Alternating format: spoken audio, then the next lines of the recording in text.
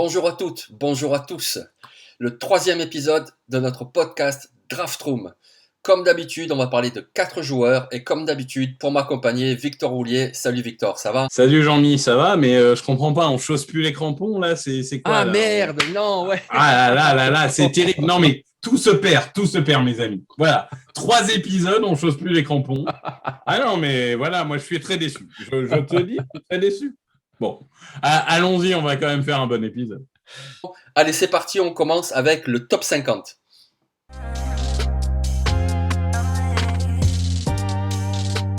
Donc on commence notre top 50 avec un super receveur qui est pas dégueu du tout et pourtant il s'appelle Treylon Burks. Treylon Burks, oui, bah de toute façon, ce groupe de receveurs est peut-être pas aussi complet que pouvaient l'être ceux des 2 dernières années, notamment en haut du panier, mais il y a des joueurs très intéressants. Et il y a un joueur qui est en train de monter peu à peu, même si bon, au dernier match, il a été un non-facteur, mais comme toute son équipe, c'est en effet Treylon Burks. Donc Treylon Burks, c'est un très grand receveur, c'est grand, c'est massif. On ne va pas comparer non plus à DK Metcalf, mais on va dire que c'est comme Edgy Brown. C'est ce genre de receveurs qui sont au-dessus de la moyenne sur un terme de physique. Il a des mains absolument immenses. Il fait du 5XL. Mais pour autant, malgré forcément tous les avantages de ce type de joueur, c'est-à-dire les catchs contestés, la bataille physique, il est aussi très rapide. Ce qui fait que c'est devenu vraiment un joueur tendance. Les yards après réception, il est capable d'en faire beaucoup. Et il est en train de gommer peu à peu les défauts qu'on avait vus l'année dernière. C'est-à-dire qu'en fait, au niveau de la concentration, parfois il passait à côté, là il a l'air quand même bien impliqué. Au niveau des drops, il en a fait beaucoup l'année dernière, enfin beaucoup, toute proportion gardée, mais on parle d'un joueur de top 50. Donc ce genre de joueur, on leur pardonne beaucoup moins. Cette année, ça a l'air d'aller mieux. Et ce qui me rassure, c'est que l'année dernière, c'est peut-être un peu dur ce que je vais dire, mais il était un peu utilisé comme un joueur gadget, à faire un peu tous ces plays marrants, mais peut-être on voulait en voir plus en tant que receveur traditionnel. Cette année, il est un peu plus receveur traditionnel. Ça reste une attaque qui le limite en termes de tracé. Je pense que jouer à Arkansas fait que tu n'as peut-être pas l'occasion de montrer que tu maîtrises tous les tracés comme tu peux l'avoir dans d'autres équipes.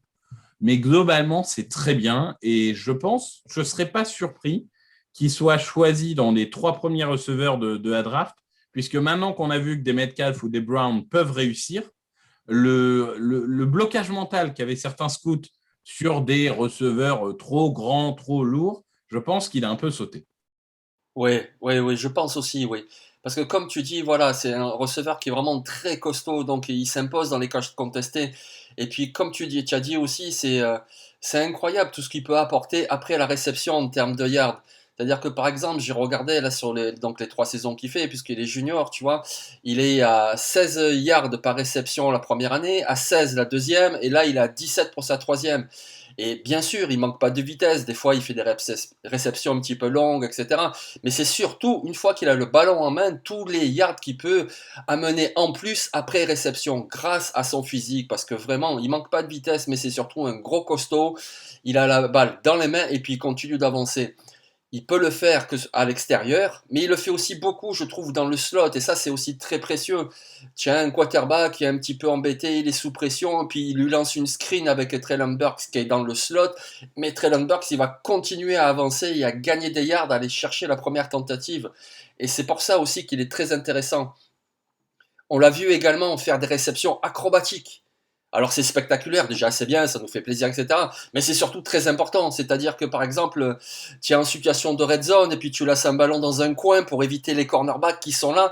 Il est capable de s'étendre d'une main, d'attraper le ballon, en même temps de penser à poser ses pieds au sol. Alors bon, là l'université il doit en poser qu'un, en NFL ça sera 2, mais on voit déjà qu'il est capable de le faire. Donc ouais, c'est vraiment un receveur très très intéressant. D'ailleurs, c'est pas un hasard si dès sa première saison, il a beaucoup joué à Kansas.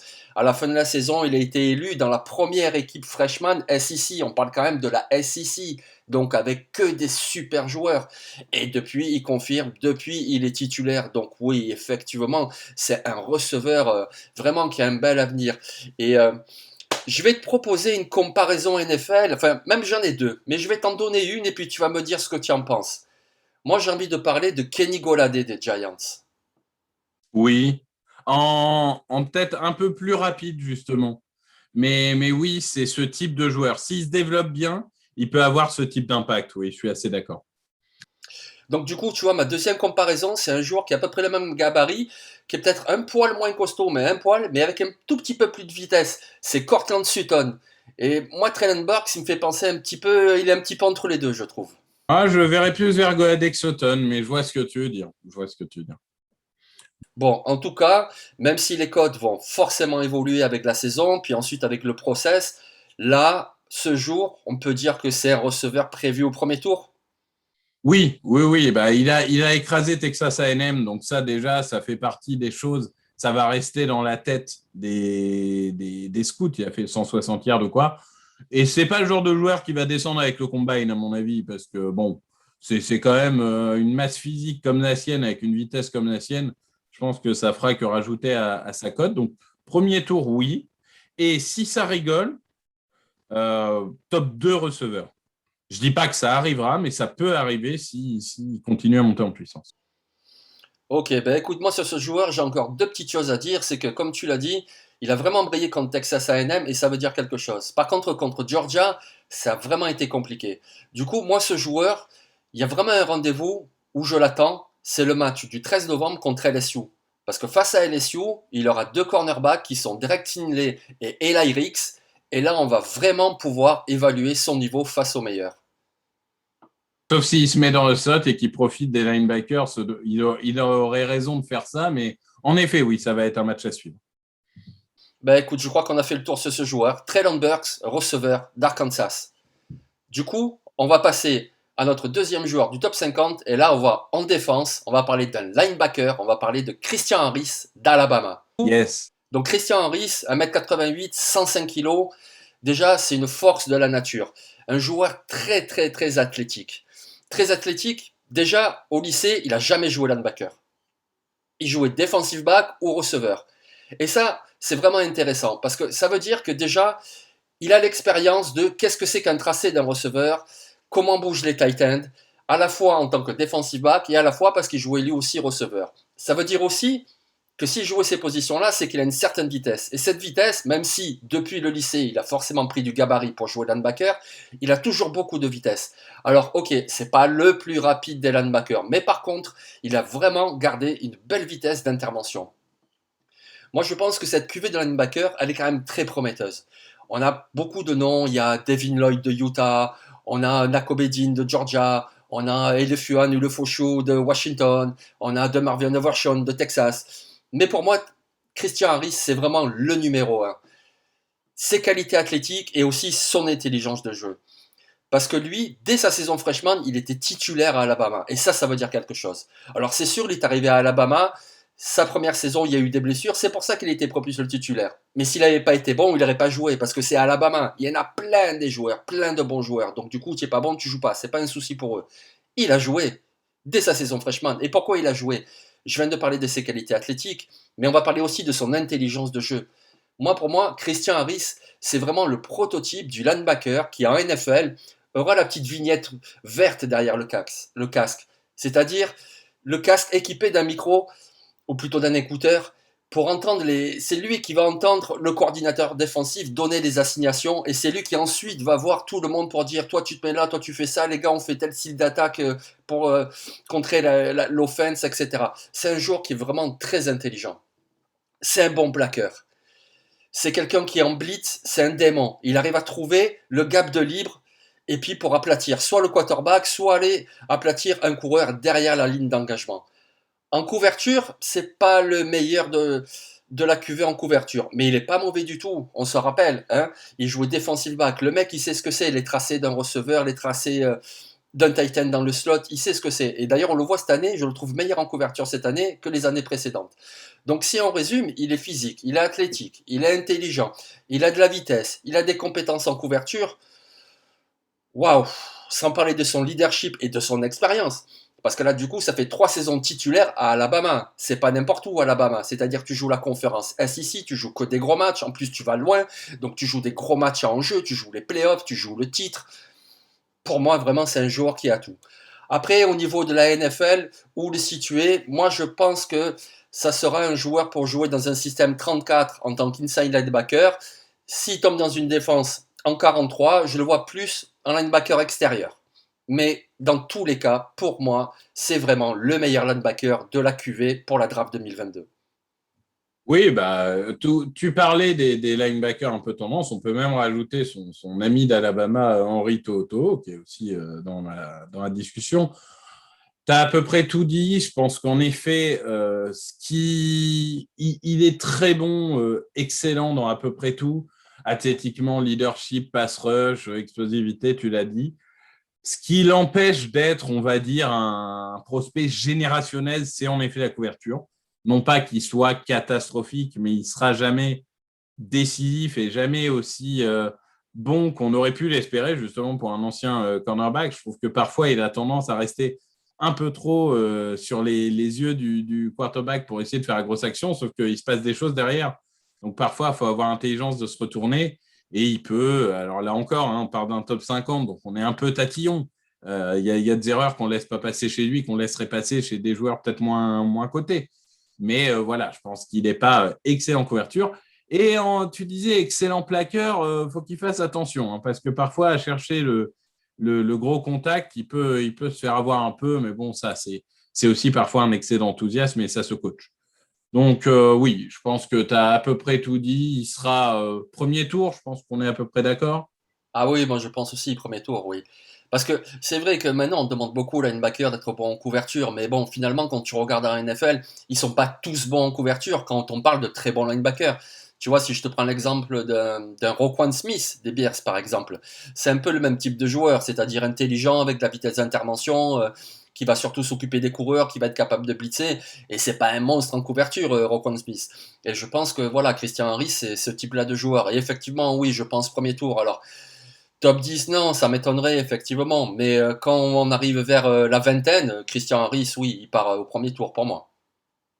Oui, de toute façon, après, il y a aussi une chose à laquelle il n'y peut rien. C'est un peu le même problème qu'à Hamilton. C'est que la position fait que tu seras forcément un peu dévalué par ta valeur. C'est-à-dire, est-ce que c'est un des 15 meilleurs joueurs de la QV? Certainement. Est-ce qu'il sera top 15? Pas sûr. Mais c'est aussi la valeur de la position de linebacker qui fait ça, et ça, il n'y peut pas grand-chose. Ok, Christian Harris, linebacker, Alabama, un joueur à suivre. Je ne cite pas tous les matchs où il faudra le suivre parce que de toute façon, Alabama, il faut les suivre à chaque fois. C'est spectaculaire. Mais évidemment, on se languit tous. La SEC Championship, on imagine que ça sera Alabama-Georgia et là, ça va envoyer du lourd. Allez, on a fait le point donc sur nos deux joueurs du top 50. On passe désormais à nos sleepers.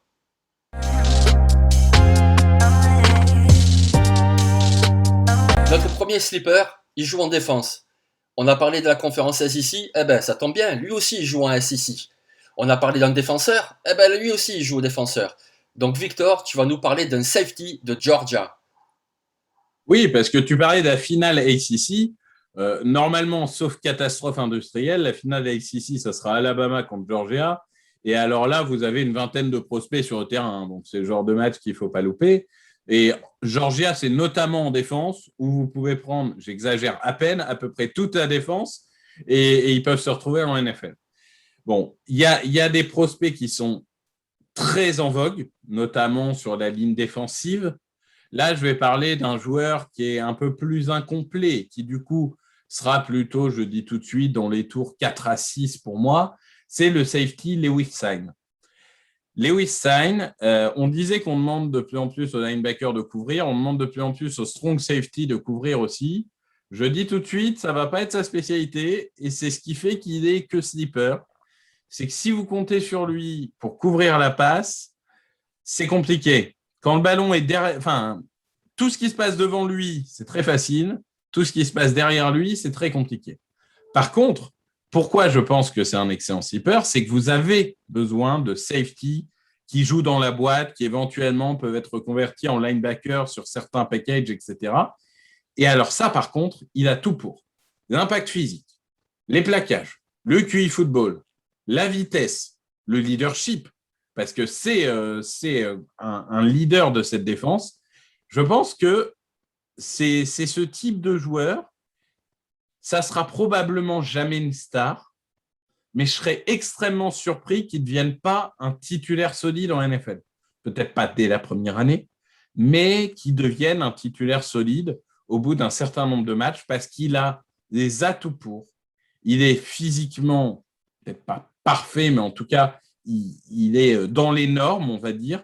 Peut-être certains trouveront un peu léger. Moi, je trouve qu'il compense ça par une vraie explosivité. Donc voilà, c'est sûr qu'il ne faudra pas lui demander de couvrir, ou en tout cas, il faudra qu'il montre des gros progrès là-dessus, parce que pour l'instant, ça reste compliqué. En plus, dans une défense où normalement le travail est quand même facilité par le fait que le quarterback adverse n'a pas 2 secondes pour respirer avec la ligne que tu lui imposes. Donc bon, voilà, je pense que ça fait partie de ces joueurs, peut-être un peu spécifiques, ce qui fait que le manque de polyvalence totale font qu'ils ne seront pas des premiers ou des seconds tours, mais des joueurs utiles dans une défense. Il faut un mec qui a ce profil-là et il peut largement être au niveau de la NFL. Ouais, ouais, moi je suis d'accord avec tout ce que tu as dit, hein. Je veux dire, voilà, c'est un safety. Déjà, moi, la première chose qui me frappe, c'est, comme on dit, les hard hitters, c'est-à-dire le plaqueur violent, le cogneur, quoi. Et pour ça, il est très très bon. Et effectivement, quand il a le jeu devant lui, quand il voit ce qui se passe, il a une belle intelligence de jeu. Et il arrive bien à reconnaître de quel côté que ça se passe, comment je vais me défaire du bloqueur pour aller plaquer et puis souvent délivrer un gros choc. Ouais, effectivement. Donc du coup, c'est quand même un joueur précieux. C'est sûr qu'en couverture, bon, a priori, tu l'aligneras pas en cover 2, mais encore moins en Seagull High. Mais je veux dire, voilà, tu le mets dans la boîte, tu laisses faire le travail contre la course. Et puis, il faut pas oublier que quand on parle d'un sleeper comme ça, ce qui est remarquable aussi, ce qui est important, je veux dire, pour une équipe NFL, c'est aussi qui pourra apporter en équipe spéciale. Il en a tout à fait le gabarit, c'est-à-dire que il a suffisamment d'explosivité, de qualité athlétique, il sait comment plaquer un joueur. Je veux dire, voilà, c'est quelqu'un qui pourra entrer dans une rotation au poste de safety et puis également jouer sur les retours de coups de pied ou sur leur propre coup de pied, quoi, pour aller plaquer les adversaires. Donc oui, c'est vraiment un bon joueur et en plus, tu l'as précisé aussi, c'est un leader dans cette défense et ça veut dire quelque chose. On parle quand même de Georgia. Je veux dire, c'est quelqu'un qui de toute façon est passé par un lycée du Texas, il était très courtisé, il pouvait aller où il voulait, il pouvait aller en fait, hein. Et puis il a choisi Georgia et voilà, c'est quand même un super programme. Donc voilà, la NFL peut récupérer, on va dire dans les tours 5, 6, un joueur avec un joli bagage technique, avec de belles qualités athlétiques, et puis qui va contribuer sans doute surtout en équipe spéciale en première année, et puis ensuite avec un peu de développement, oui, ça peut devenir quelqu'un important dans une rotation poste de safety, ouais. Ouais, très bien. Et toi, tu vas encore rester dans une grosse université puisque tu vas nous parler de ton safety qui se situe à Clemson. Ouais, sauf qu'il joue pas safety, il joue linebacker. Mais oui, exactement, ouais. Et je vais parler de Bylon Spector. Parce que c'est vrai que les sleepers, souvent, on va chercher des petites universités en conférence USA ou en Mountain West, et il y a de très bons joueurs là-dedans. Mais il y a aussi des sleepers dans les grosses universités, et Bylon Spector, c'en est un. C'est-à-dire que même s'il joue à Clemson, ça ne sera pas un premier ni un deuxième tour de draft. Il a quelques limites, on va en parler. Mais par contre, c'est un joueur très précieux. Bylon Spector, c'est le fils d'un receveur qui joue à Clemson. D'ailleurs, son petit frère joue à Clemson, enfin joue, il joue pas beaucoup, mais il joue receveur à Clemson. Et voilà, c'est un joueur, moi ce que j'aime beaucoup, c'est que il a redshirt la première année, mais bon, si on la compte, ça fait quand même 5 saisons. Et 5 saisons en Clemson, c'est pas rien, parce que 5 saisons en Clemson, tu en vois des situations de jeu. Parce que c'est pareil, comme on parlait pour Christian Harris, lui, ben, voilà, il a fait les playoffs, les titres, les finales nationales, etc. Donc, et c'est important quand même quand tu arrives à NFL, que ce soit pour gérer le stress des gros matchs en jeu, que ce soit aussi pour affronter les meilleurs joueurs. Et Ben Inspector, lui, il a fait. Ensuite, moi, ce que j'aime bien, c'est que c'est quelqu'un qui a beaucoup de vitesse d'intervention. Voilà, ça, c'est très très bien. Alors, c'est pas un joueur pour les trois tentatives. On va en parler tout à l'heure. Il manque de gabarit, il manque de certaines choses. Mais par contre, c'est vraiment quelqu'un que si tu mets sur troisième tentative, il peut t'apporter. Il peut aller blitzer le quarterback. Il peut également reculer en couverture et s'occuper d'un tight end. Il peut même s'occuper d'un receveur dans le slot. C'est vraiment un joueur très précieux avec sa vitesse et avec son intelligence de jeu. Après, ce qui joue contre lui, donc voilà, c'est un petit peu le manque de puissance. Il n'a pas un gros gabarit. Il peut pas être rapide et avoir un gros gabarit, sinon voilà, ça serait un premier tour. Mais par contre, il compense ce manque de puissance par beaucoup de vitesse et d'intelligence de jeu. Ensuite, la deuxième chose qui joue contre lui, c'est que là, je ne sais plus, au milieu du mois d'octobre, il va avoir 23 ans. Ce qui veut dire que l'année prochaine, lorsque la saison NFL 2022 commencera, ben, il aura 24 ans. Du coup, c'est un petit peu vieux quand on considère les marges de progression, les choses comme ça. En gros, ce qu'on voit maintenant, c'est ce qu'on aura plus tard. Donc, du coup, c'est pour ça que ce qu'il montre maintenant, c'est bien, mais c'est pas exceptionnel. Et c'est pour ça qu'à mon avis, il sera pas mieux qu'un sleeper. C'est vraiment un gars que tu prends au 6e, au 7e tour, qui va apporter dans une rotation sur des situations de jeu, notamment en troisième tentative. Et lui aussi, comme Lewis Sign, c'est quelqu'un qui, à mon avis, sera très précieux sur équipe spéciale. C'est pour ça que je voulais en parler. Et quelque part, il me fait penser un petit peu à un joueur qu'on a vu l'année dernière, qui lui a été drafté plus haut. Je ne pense pas que Spector sera drafté aussi haut. Mais il me fait penser un petit peu à Pete Werner de Ohio State qui a été drafté par les Saints. Ce type-là de joueur qui manque un petit peu de gabarit, mais qui a beaucoup d'intelligence de jeu et qui a suffisamment de vitesse d'intervention. Il est malin, Jean-Ny, parce qu'il sait que Spector, je l'avais en non drafté. Donc, du coup, il essaye de faire chavirer mon petit cœur avec Pete Werner, un de mes chouchous d'année dernière, pour essayer de me rallier à sa cause. Non, je comprends ce que tu veux dire. Après, c'est vrai que c'est un peu le Pete Werner du pauvre, si je peux me permettre. Comme tu l'as dit, Spector, et je mettrais Spector et Skarsky, parce que tu as l'impression qu'il joue de toute façon à Clemson depuis 92. On sait à peu près ce qu'on a. Euh, il est destiné au côté faible et clairement, pour défendre la course, il risque de se faire bouffer. Donc, tu l'as dit, il sera un peu plus situationnel sur, en effet, des troisièmes tentatives ou alors une sorte de garde du corps si tu as, tu sais, tous ces tight ends un peu modernes. Pas des gros genre Kittle, mais sans aller jusqu'à des Darren Waller, etc. Mais tous ces tight ends un peu plus receveurs que tight ends vraiment, bah, ceux-là, en effet, parfois, c'est un peu difficile parce que les cornerbacks sont trop petits, les linebackers sont trop lents. Bah, là, il peut aider. Il peut aider à contenir ce type de menace. Donc, il sera situationnel. Ce qui peut en effet aider à sa draft, c'est qu'à mon avis, il sera, quoi qu'il arrive, un excellent joueur d'équipe spéciale. Et il en faut. Je veux dire, il y a toujours 2 ou 3 joueurs dans un effectif qui s'overplace uniquement à cause de ça, et c'est normal. Donc oui, je pense que, comme tu l'as dit, on sait ce qu'on va avoir. On n'aura pas plus. Mais normalement, on n'aura pas moins. Donc voilà. Si il finira 7e tour ou il signera quelque part en tant que drafted, enfin, je veux dire, ce n'est pas le genre de joueur qui n'aura pas sa chance. Il aura sa chance dans un camp, ça c'est sûr.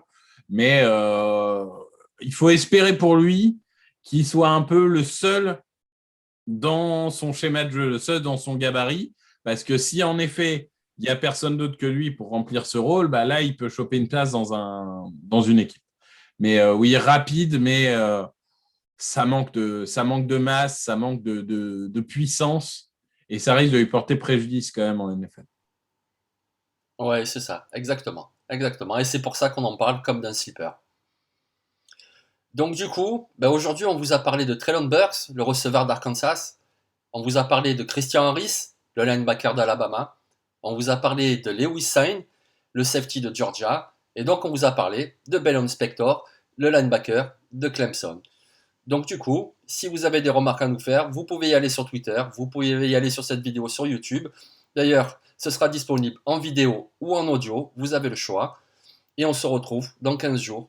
Du coup, je te remercie Victor. Mais merci à toi, et puis bonne journée à tous. Allez, bonne journée tout le monde.